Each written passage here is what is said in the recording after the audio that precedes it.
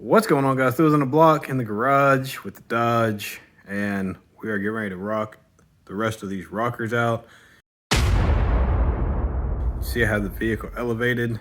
Now I will show you why I wasn't working on the car in the air. Let me go grab a paint stick. There we go.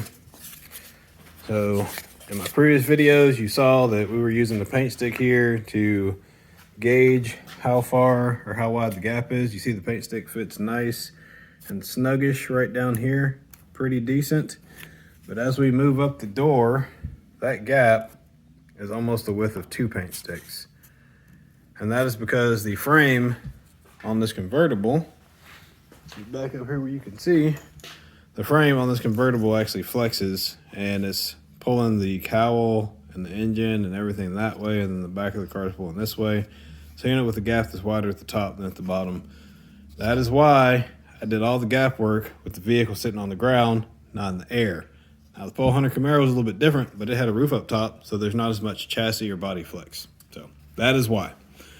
Now in this video, what we're doing is we are fixing the line between the body, which is there, and this rocker and the door, to where this is nice and flat, or at least consistent.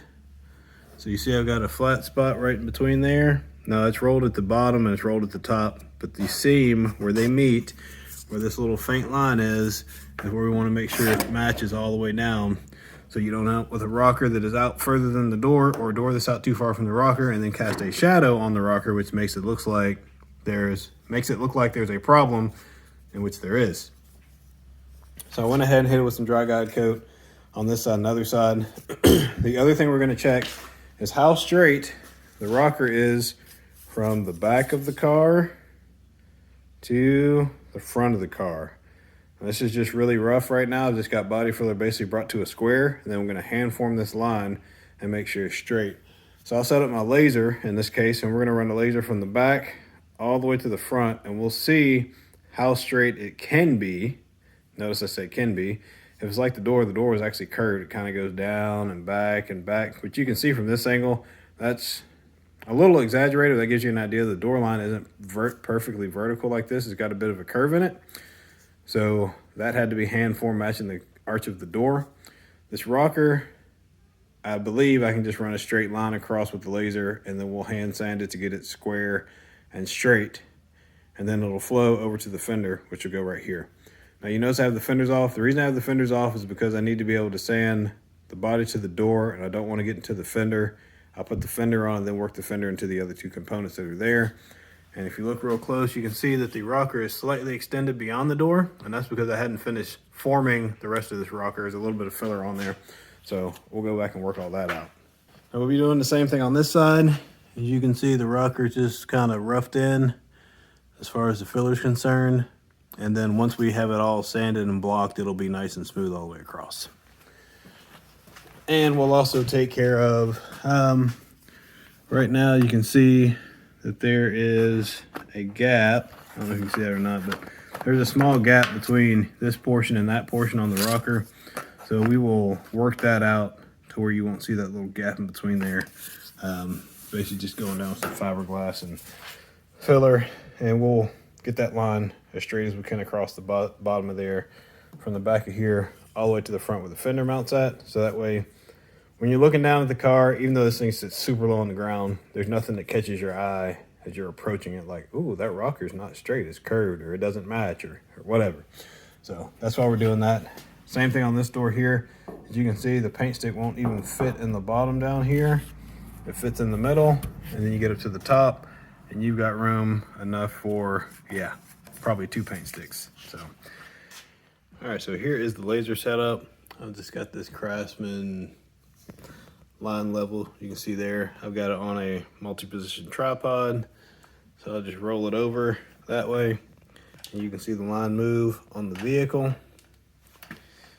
And as it moves, we will position it such that we can see how far off our bottom line is.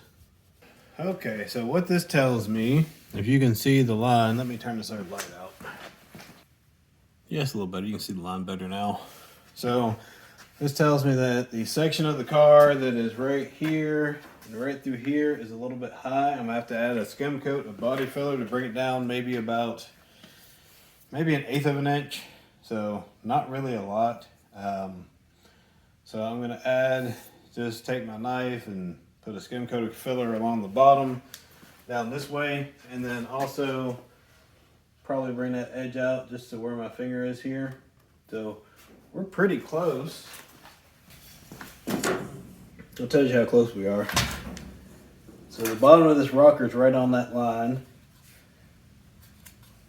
right down there, which is kind of where this line is here. So the bottom of it's there, all the way along through this edge. We have filler in this area here. That's actually a little bit of a sharp edge. So that's pretty much, I mean, we're pretty close.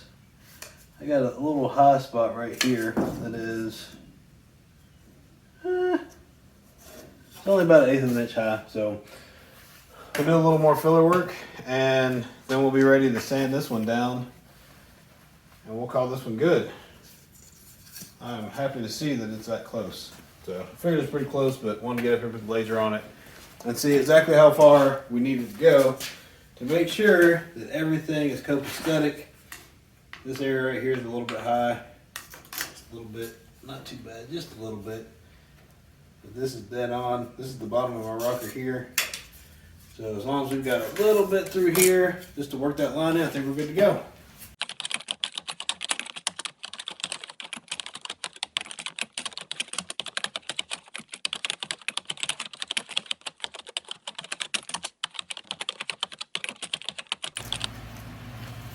Alright, I've got my big kid block. This is a 24-inch block.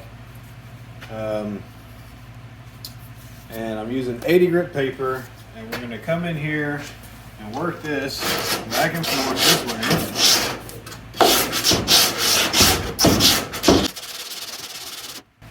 And that will give me my low spots and my high spots.